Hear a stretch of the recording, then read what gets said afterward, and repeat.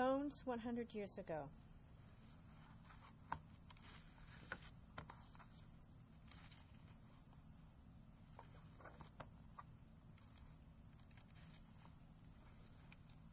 Hello.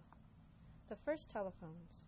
Alexander Graham Bell invented the telephone more than 100 years ago in 1876. By the early 1900s, telephones were a part of daily life. This is what the early telephone looked like.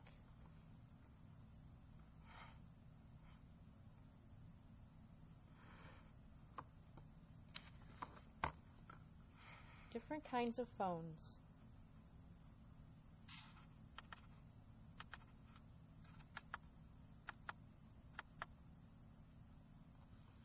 The most common phones were called candlestick telephones. They were tall and thin like candlesticks. People talked into the round mouthpiece on the top. They put the earpiece in their ear to listen.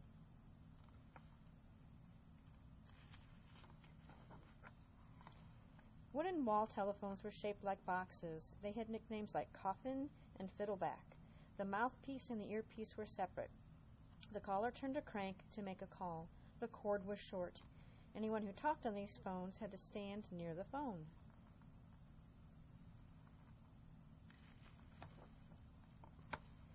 Desk phones were called cradle telephones. The receiver rested in the cradle, which is this thing right here. The receiver had a handle with both an earpiece and a mouthpiece.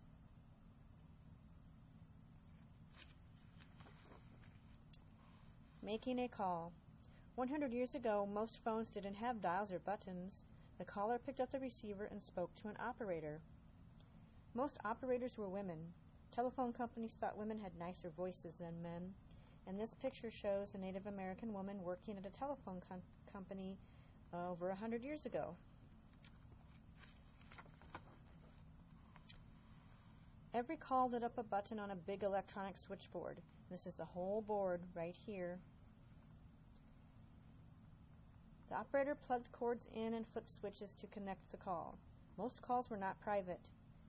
Many families shared one phone line called a party line. It meant that there was more than one. It's not having a party, just more than one. Payphones. We don't even have these much around anymore, first grade. Payphones had coin slots for nickels, dimes, and quarters. After someone made a call, the operator told the caller how much to pay.